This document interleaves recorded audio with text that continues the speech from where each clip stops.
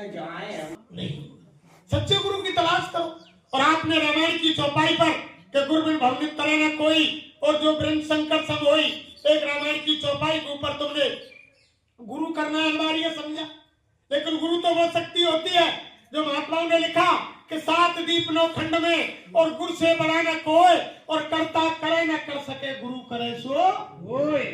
वो होता है गुरु। ये थोड़ी है कि लाल पीले दोहरे कपड़े रंग लिए, दाढ़ी बाल रखा लिए, किसी इंसान की हत्या हो गई, वारंट कट गए, भेद छुपाने के लिए निकल पड़े, घर में शादी नहीं हुई या घर वालों ने नाकाम करने के बाद डंडा देकर निकाल दिया, भेद छुपाने के लिए मंदिर आश्रम पर बैठ गए और महात्मा बन गए, तो उसका नाम कोई गुरु थोड़ी है। गुरु तो एक पावरफुल, एक ऐसी शक्ति है जो यानी बैठ करके वो जीव का कल्याण हर जगह से कर सकती है। वो तो पावरफुल शक्ति हो। तभी तो कहा है हर पहले के ध्यान मूलम गुरु मूर्ति और पूजा मूलम गुरु पदम और मंत्र मूलम गुरु वाक्य मोक्ष मूलम गुरु कृपा। ध्यान करना है तो गुरु की मूर्ति का, ध्यान मूलम गुरु मूर्ति और पूजा मूलम गुरु पदम। अगर किसी की पूजा करनी है तो गुरु के चरण कमल, ध्यान मूलम गुरु मूर्ति, पूजा मूलम गुरु पदम और मंत्र मूलम गुरु वाक्यम। अगर मंत्र किसी से लेना है तो वो गुरु के वचन है जो उन्होंने कह दिया वो टल सकते, और मोक्ष मूलम गुरु कृपा, गुरु की कृपा है। तो ये सारी चीज यानी तब तक हमारी समझ में नहीं आएंगी क्योंकि अच्छे आप फंस गए।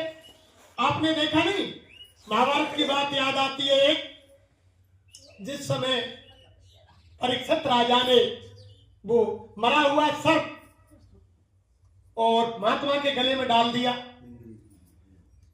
जब डाल दिया तो उनके पुत्र आए तो उन्होंने देखा कि ये पिता के गले में यानी सर्प पड़ा हुआ मरा, तो उन्होंने साथ दे दिया कि जिसने सर्प को डाला है और आज के 7वें दिन यही तक्षक नाग उसे काट लेगा, उसकी मृत्यु ले जाएगी। जब उसने वचन सुने प्रेमियों तो सुखदेव जी के पास आ गए। अब सुखदेव जी महाराज ने कि तुम ऐसा के भगवान की वो कथा सुनो और तुम्हें वो नाग नहीं काटेगा। तो 5 दिन लगातार प्रेमियों वो भागवत सुनते सुनते हो गए। 2 दिन बाकी रह गए। फिर पूछा परीक्षित ने सुखदेव से कि महाराज अब मात्र मेरी मृत्यु के 2 दिन बाकी हैं।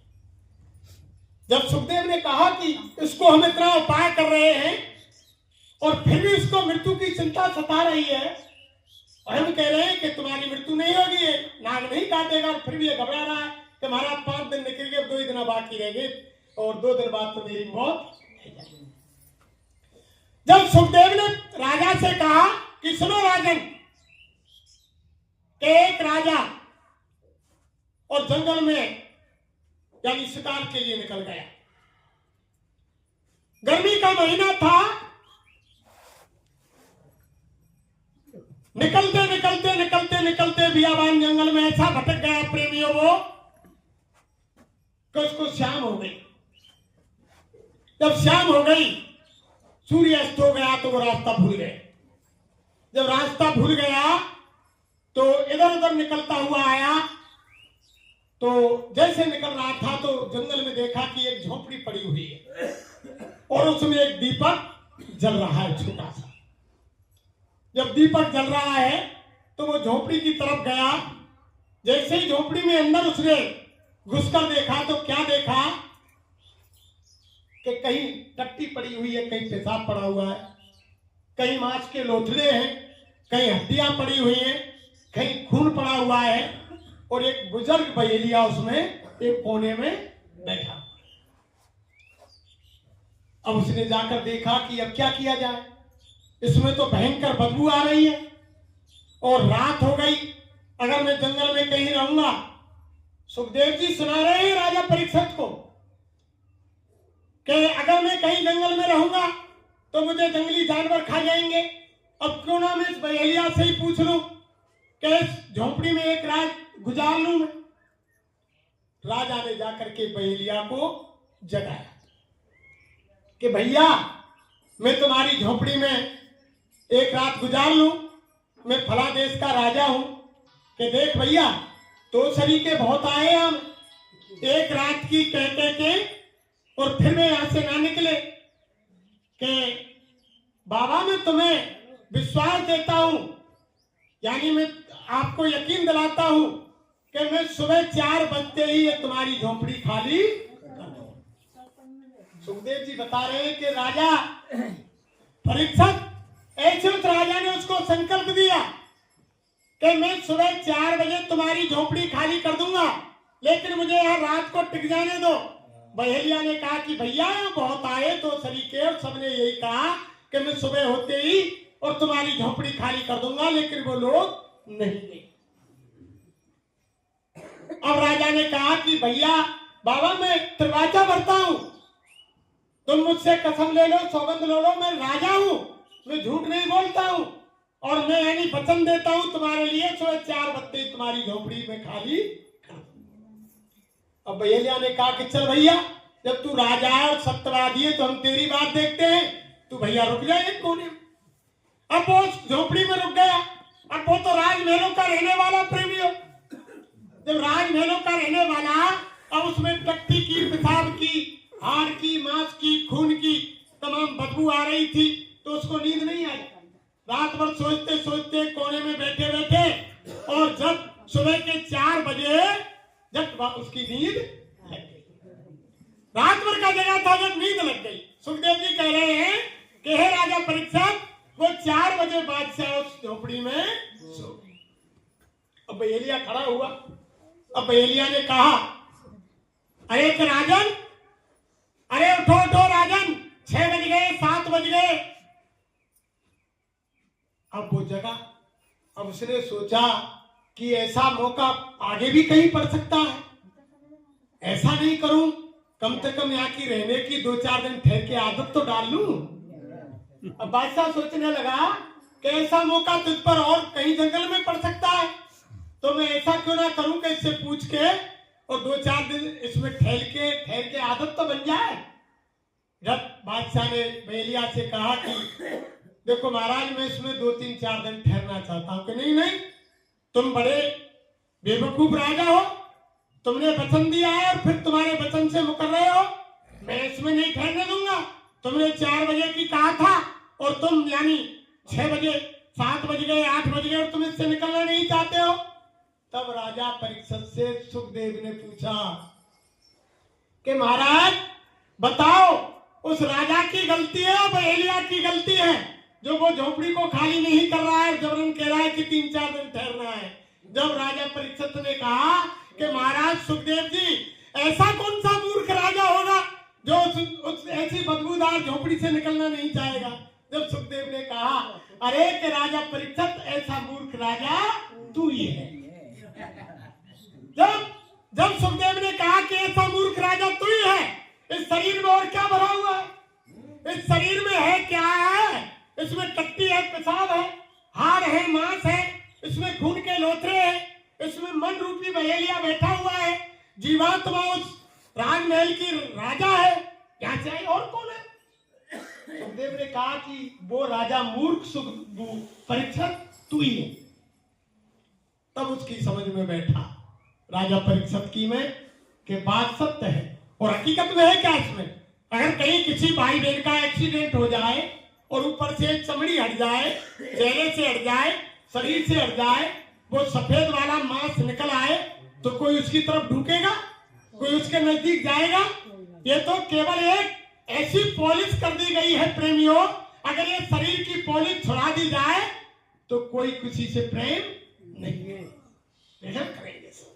ये ऐसा है, तभी तो रामायण में लिख दिया कि पंच तत्व ये अधम शरीरा, छित जल पावक गगन, यानी सारी चीज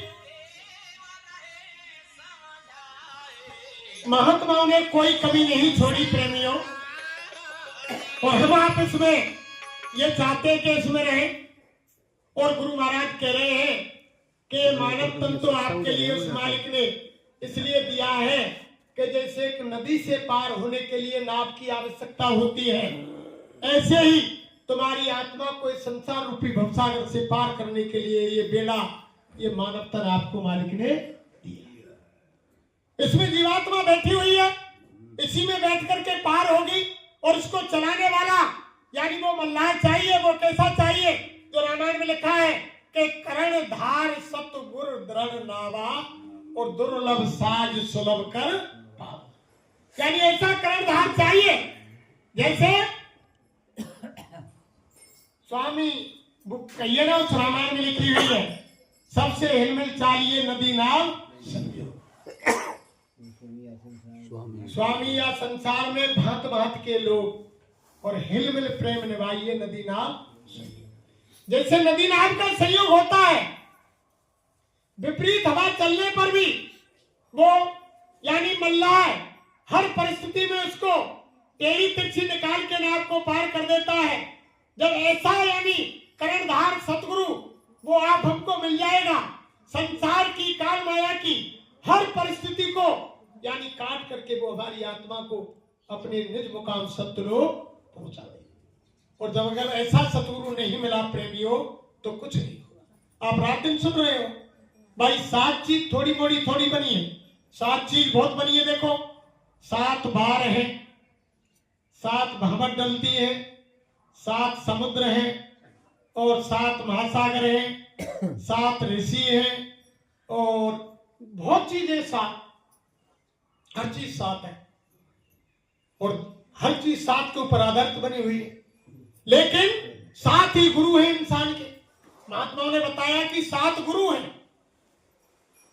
7 गुरु तो हर एक इंसान के होंगे और गुरुओं की तो कोई गिनती नहीं, बहुत हो जाते हैं संसार में। अब तुम सत्संग में कोई बाहर का आदमी आए और खटोटी का रास्ता पूछे, किसी ने रास्ता बता दिया खटोटी का, तो वो भी उनका गुरु हो गया। कोई काम को सिखलाने वाला सब गुरु होते हैं। तो सतगुरु एक, गुरु बहुत ही, गुरु की कोई गिनती नहीं होती है। तो महात्माओं ने कहा देखा कि इंसान के 7 गुरु होते हैं। तो महात्मा कह रहे हैं कि प्रथम गुरु पिता और माता जो है रक्त बीज के दाता, यानी सबसे पहले बच्चे के गुरु, इंसान के गुरु माँ बाप होते हैं। जो जीव को जन्म देते हैं सबसे पहले गुरु माँ बाप होते हैं। माँ बाप जैसा बच्चे को सिखलाएंगे वैसा संस्कार अपने बच्चे में डालेंगे, वैसा संस्कार बच्चे में डलेगा। जैसे बच्चा बड़ा हुआ और किसी की चीज को चोरी करके बाहर से ले आया और माँ ने कह दिया कि बेटा रख दे, कोई बात ना है, तो दूसरे दिन बड़ी चोरी करके और उसी दिन माँ ने हटोर दिया कि बेटा ये किसकी चीज है, इसे वापस गा करा, आज के बाद ऐसा काम मत करना। तो वो कदापि जीवन में चोरी नहीं करा। सबसे पहले गुरु माँ बाप होते हैं। जैसा संस्कार डालेंगे वैसा माँ बाप में आता है। तभी महात्माओं ने कह दिया कि मांस मछलियां खाते हैं और सुरापान ते हेत और ते नर नर के जाएंगे माता पिता बचा नहीं सकता। जो आपने अपनी संतान को संस्कार नहीं डाले, उनको सही रास्ते पर नहीं लाए, तो आप हैं कसूरवार, आपका ही उसमें सारा दोष है। अगर आप अपनी संतान को पहले से ही संस्कार डालते, सही रास्ते पर लाते, तो उनका यानी रहन सहन खान पीन ये सब बढ़िया होता। अगर आपने संस्कार उनमें नहीं डाले तो महात्मा कह रहे हैं कि अगर वो मांस मछली अंडा शराब खाते हैं, चोरी अन्याय व्यभिचार डकैती कत्ल करते हैं, तो माता पिता को भी, चाहे उनके माता पिता शाकाहारी हैं, भजन करते हैं, लेकिन उनको भी सीधे नरक ले जाए। तभी रामायण में लिखा है कि पुत्रवती युवती जब सोई और राम भगत ताकर सुत होई। पुत्रवती औरत वही है संसार के अंदर जिसकी औलाद भगवान की भगत है, नहीं तो बाज भले। भाई रामायण में साफ लिखा है कि दे दरे को फलिए भाई और भजऊ राम सब काम बेहाई। यानी मनुष्य शरीर पाने का लक्ष्य ही यही है प्रेमियों कि सब काम को त्याग करके परमात्मा का भजन कर। लेकिन महात्मा तो बहुत दयालु होते हैं, कितना सुलभ कर दिया। हमारे गुरु महाराज ने कितना कहा कि तुम सबने माँ के गर्भ में 24 घंटे का वादा किया, और गुरु महाराज कह रहे हैं कि बच्चा मैं जानता हूं तुम 24 घंटे भजन नहीं कर सकते। जो रामायण में लिखा है कि अब कृपा करो यही भांति और सब तज भजन करूं दिन रात। सबने वादा किया और हमारे गुरु महाराज ने कहा कि बच्चा मुझे दिखाई दे रहा है तुम 24 घंटे भजन नहीं कर सकते। तो गुरु महाराज बोले कि चलो छोड़ो, 22 घंटे संसार के काम करो, दुकान दफ्तर खेती में जहां भी तुम करते हो ईमानदारी मेहनत से करो, शाम को घर में आओ, बाल बच्चों की सेवा करो, आए गए का आदर सत्कार करो। जब संसार का कोई काम तुम्हारे पास नहीं हो, शाम को 1 घंटा शाम को खाट में लेटकर बैठकर कुर्सी पर जमीन पर जैसे तुमको सुविधा हो, और 1 घंटा सुबह, मात्र 2 घंटा भजन कर लेना। इसी में तुम्हारा ये मनुष्य शरीर सार्थक हो जाएगा, लोक परलोक बन जाएगा, तुम्हारी आत्मा का कल्याण हो जाएगा। इतना सरल कर दिया महात्माओं ने कि 2 घंटा ही कर लो। तुमने वादा तो 24 घंटा का किया है कि अब की बार में कोई काम नहीं करूंगा, जमीन पर तेरा ही भजन करूंगा, लेकिन तुम 2 ही घंटा कर लो। महात्माओं ने कितना सुलभ कर दिया। तो क्या कहा कि प्रथम गुरु पिता और माता जो है रक्त बीज के दाता, और दूसरा गुरु भई वो दाई और गर्भवास की मैल छुड़ाई। दूसरी गुरु वो होती है जो बच्चा सबसे पहले माँ के गोद में ना जा करके दाई माई के पास जाता है, वो गर्भ की गंदगी को छुड़ा करके स्नान करा करके सूखे कपड़े से पहुंचकर तब माँ की गोद में देती है, तो उसको दूसरे गुरु का दर्जा दिया है महात्मा। तो जहां कहीं यानी महात्मा कहते हैं कि ना माँ बाप से आत्मा का कल्याण है, लेकिन उनके आदेश का पालन करो, उनकी सेवा करो।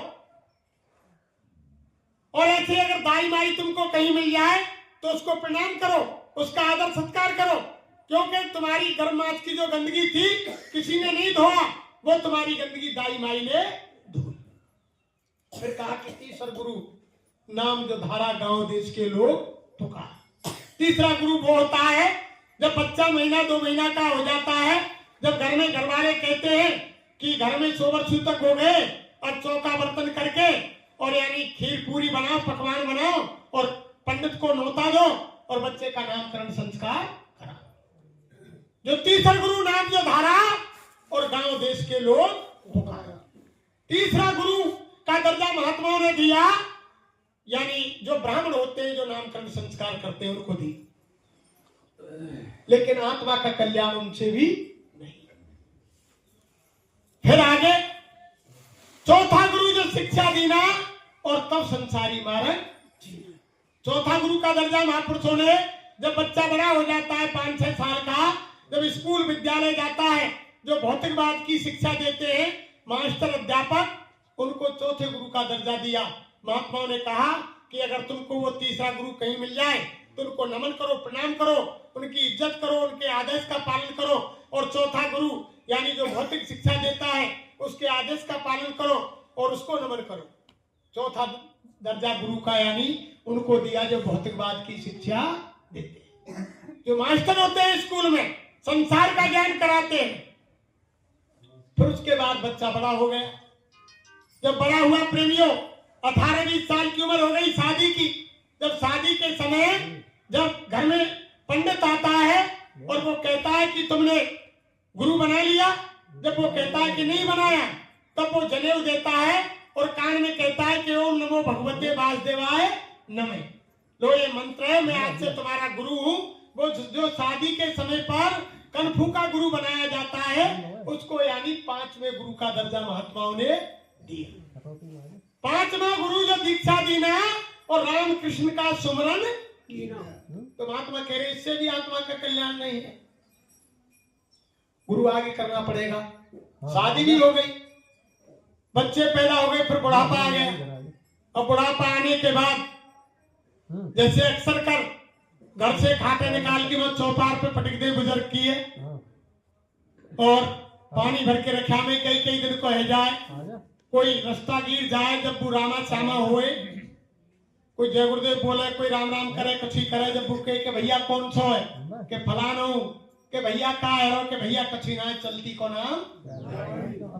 अब तो भैया कोई समय पे ना खानो दे ना भोजन दे और ना कोई नवावे ना धवावे।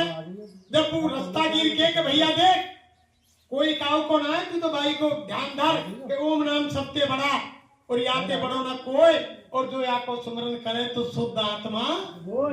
जब उन्हें कही कि भैया भाई को ध्यान धर, तो 6वां गुरु भरम सब तोरा और ओंकार से नाता जोड़ा। यानी 6वां गुरु वो है जो संसार का भ्रम खत्म करके लेकिन महात्मा कह रहे हैं कि उससे भी यानी जीव की गति नहीं है।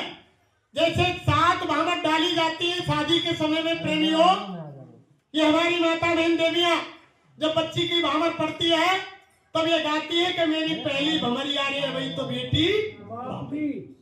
6 भामर तक क्या कहती है कि मेरी छठी भमरिया रे वही तो बेटी। जब तक यानी कोई बच्चा वाले या लड़की वाले में कोई झगड़ो हो जाए और 6 भामर तक तो वो शादी नहीं, कुछ नहीं। फिर 7 ही भमरिया पड़ जाए जो काके कब तो मेरी 7 ही भमरिया रे अब तो बेटी साजनी, तब पति की होती है। ऐसे ही महात्माओं ने कहा कि छठवां गुरु भरम सब तोड़ा, ओंकार से नाता जोड़ा, इससे भी यानी आत्मा की गति नहीं है। फिर महापुरुषों ने क्या कहा कि 7वां गुरु यानी सतगुरु कहलाना और जहां को जीव तहां पहुंचावा। जब जीव का कल्याण होगा, जब सतगुरु नहीं मिलेंगे प्रेमियों, 7वां गुरु सतगुरु नहीं मिलेगा तब तक यानी जीव का कल्याण नहीं। जो रामायण में लिख दिया कि सतगुरु मिले तो सब मिले, नहीं तो मिला न कोई, और मात पिता सुत बांधवा ये तो घर घर। इससे सतगुरु खोजरी प्यारी, जगत में दुर्लभ रतन यही। इसलिए सतगुरु की तलाश करो। गुरु तो हर काम के बहुत है। जो काम किसी ने सिखाया, मोटरसाइकिल चलाना, ट्रैक्टर चलाना, साइकिल चलाना, यानी खेती में काम करना, दुकान में काम करना, दफ्तर में काम करना, कहीं रास्ते में जाना, कहीं जो भी काम सिखाया वो सब गुरु है। गुरु तो बहुत होते हैं लेकिन सतगुरु केवल एक। जब तक वो सतगुरु नहीं मिलेंगे जब तक आत्मा का कल्याण नहीं।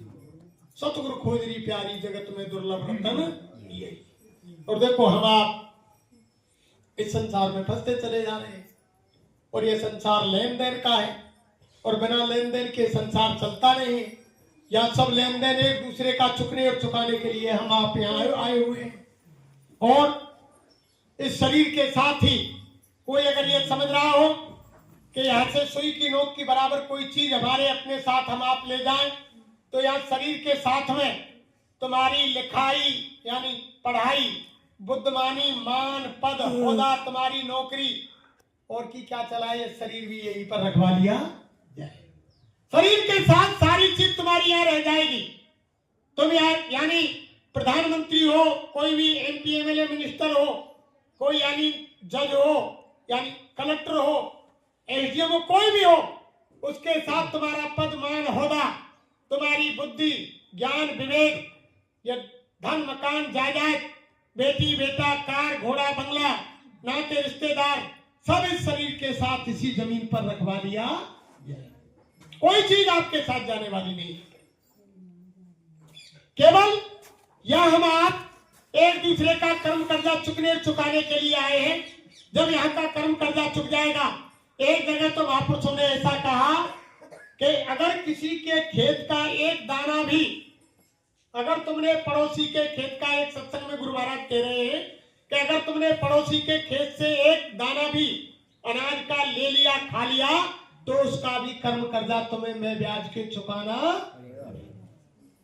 उसका भी चुकाना पड़ेगा। एक बार गुरु नानक देव जा रहे थे प्रेमियों, 12 मर्दाना उनके साथ चल रहे थे, उनके 2 प्रेमी। तो नानक देव जी कहते थे कि बच्चा बाला, दाने दाने पर लिखा है खाने वाले का। जब बाला ने कहा, एक खेत पका हुआ था मक्का का, जब बाला ने कहा कि गुरु महाराज कहते हैं कि दाने दाने पर है खाने वाले का नाम, और शाम उसने मक्का तोड़ी। अब तोड़ करके एक दाना हाथ में लिया और गुरु महाराज से बोले कि गुरुजी बताओ, जो मैंने हाथ में एक दाना ले रखा है मक्का का, ये किसके भाग का है? कि बच्चा, ये मुर्गी के बच्चे के भाग का है। जब बाला बोलो कि मुर्गी के में पहुंच कैसे जाए, तब बाला है का जब बताने जैसे फटाया ऊपर गुम होकर के, जब बाकी वो नाक में उल्टो, सांस के संग जब वो फंस गो, अब वो नाक के संग फंस गो। अब बाला बोलो कि गुरु महाराज मेरे तो बहुत जोर से दर्द है, रो दानो अंदर फंस गो, अंदर फंस गो के बच्चा चलो वो सामने और जब सिन्हा वहां पहुंचे, मां कही कि भैया नाक में एक मक्का को दानो फंसको कोई है यहाँ? हनुमान कही कहा है, वो तो गुरु की समाया थी। हनुमान ने एक छींक की ऐसी दवाई ला के दी, जब नाक में सुंघाई, जैसे वो छींक आई और दानो जैसे वो निकल के दूर गिरा, मुर्गी को बच्चा ला के पट वो खाई।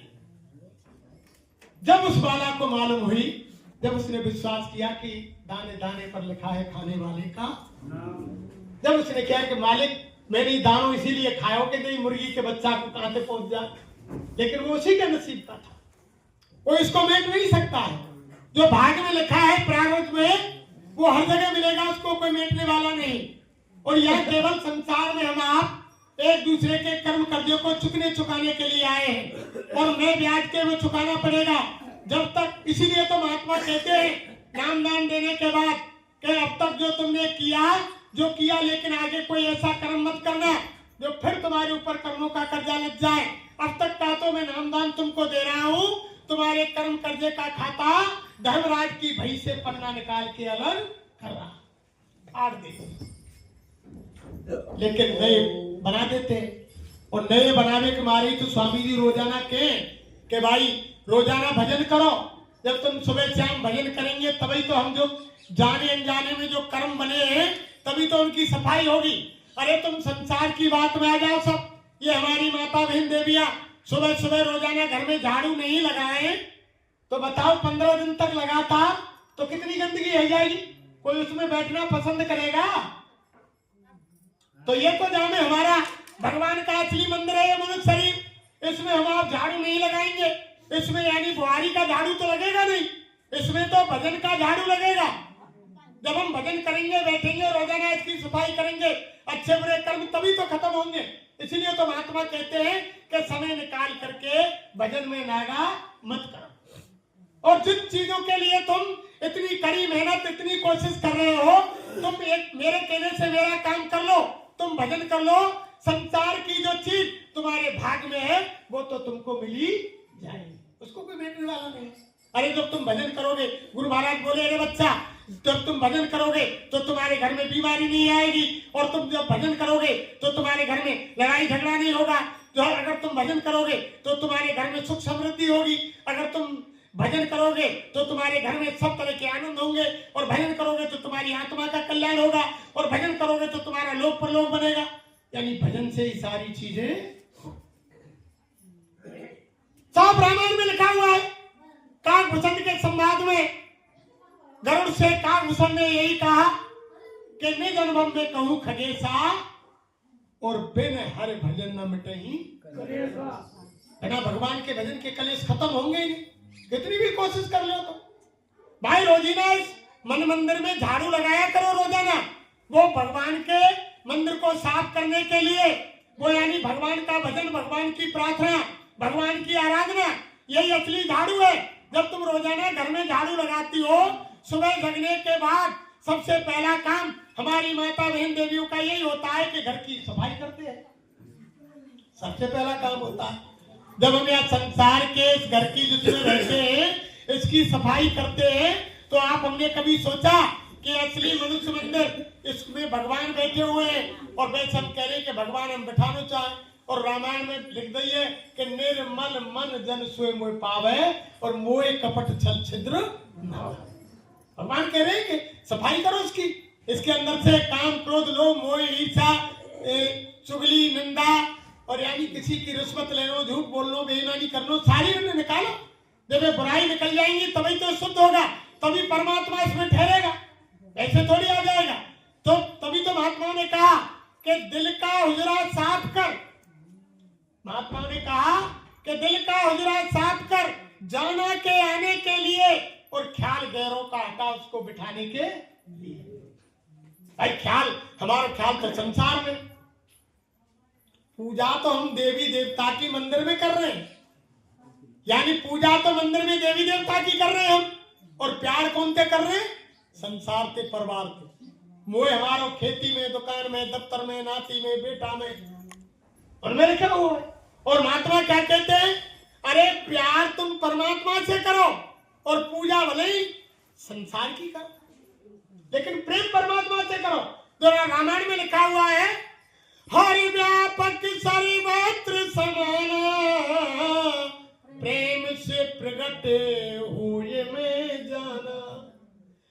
राम ही केवल प्रेम प्यारा, जान ले कोई जानन हारा। भगवान को तो प्रेम प्यारा है, और हम हाथ मंदिर में जोड़ रहे हैं और वैसे वैसी कर रहे हैं कि बाकी कल खेत काटनो, बाकी डोर जोतनी है, और बाने बोते कैसे कैसे दे बापू या को सबक ही सिखानो। तो बताओ भक्ति कैसे हो? भक्ति कैसे होगी? नहीं होगी कदापि जब तक हमारे अंदर से हमारी सफाई नहीं होगी। और सफाई किससे होगी? जब आप सत्संग जल जो कोई पावे और मैलाई सब कटकट। जब सत्संग रूपी जल में तुम रोजाना स्नान करेंगे, डेली स्नान नहीं करेंगे, 7 दिन में करेंगे, 7 दिन में नहीं तो 15 दिन में, 15 दिन में नहीं तो महीना भर में, और महीना भर में भी अगर आपने नहीं किया तो साल में एक बार तो जरूरी है। साल में नहीं कर सके तो कबीर साहब क्या कह रहे हैं कि बरस दिन जो ना कर सके और ताकू लागे दोष, और कहे कबीरता दास की कभी ना होवे मोक्ष, उसकी गति कदापि नहीं। और हम तुम एक दूसरे से ईर्ष्या कर रहे हैं। भाई सारी चीज वहां से लिख गई, पूरा प्रारब्ध बन के भाई खातो बन गयो कि इस इंसान के भाग में यह है, इतनी बीमारी, इतनी तकलीफ, इतनी परेशानी, इतनी दिक्कतें आएंगी, इतना परिवार मिलेगा, बीवी बच्चे ऐसे मिलेंगे, कुटुंब परिवार वाले ऐसे मिलेंगे। एक दूसरे के चुकने चुकाने का खेल है यहाँ कि मिले मिलाए बे मिले, और जिनके पहले मेल और बिना मेल मिलते नहीं, ये कर्मन के खेल, सारा खेल। कोई घर में झगड़ा हो रहा है, गाली गलौच हो रही है, तो वो पूर्व जन्म के कर्मों का खेल है, वो चुकना पड़ेगा। और कोई अड़ोसी पड़ोसी हमसे गाली दे रहा है, कुछ कर रहा है, तो वो पूर्व जन्मों का खेल है, तुम चुप लगा जाओ, मालिक उसको अपने आप ही। सारी चीजें तभी गुरु महाराज ने हर किताब में जो अमर संदेश आती उसमें 3 बातें बताई। हर पहले प्रश्न में कि बच्चा 3 बात हमेशा याद रखो, जीवन में भूलो नहीं, कम खाओ, गम खाओ, किसी की निंदा मत करो। ये 3 चीजों को अगर आप सीख लेंगे कि कम खाओ, जब तुम कम खाएंगे भूख से तो तुम्हें आलस नहीं आएगा, और आलस नहीं आएगा तो भजन ध्यान ठीक से बनेगा, और शरीर में कोई बीमारी नहीं होगी, तुम्हारा शरीर तंदुरुस्त और फुर्तीला रहेगा। और अगर तुम भूखते 1 रोटी ज्यादा खा लेंगे तो मशीन जाम हो जाएगी, मशीन जाम होगी तो कब्जी होगी, कब्जी होगी तो बुखार होगा, जुकाम होगा, पेट दर्द होगा। तो इसलिए महात्मा कहते हैं कि कम खाओ, और दूसरा कहते हैं कि कम खाओ। अगर तुमसे कोई गाली दे तो बर्दाश्त कर लो, जब तुम बर्दाश्त करोगे तो यही तो महात्माओं ने कहा कि जो तो कू कांटा बोए और ताए बोए तू फूल, और तोय फूल के फूल है बापू है। जो तुम्हारे लिए कांटा बो रहा है तुम उसको फूल बो, और जब तुम उसके लिए फूल बोएंगे तो उसके लिए भी कांटे मिलेंगे। भाई जैसी करनी वैसा फल, आज नहीं तो निश्चय, उसमें कोई संशय नहीं है। भगवान के यहाँ अंधेर नहीं है, देर है। अंधेर नहीं, देखो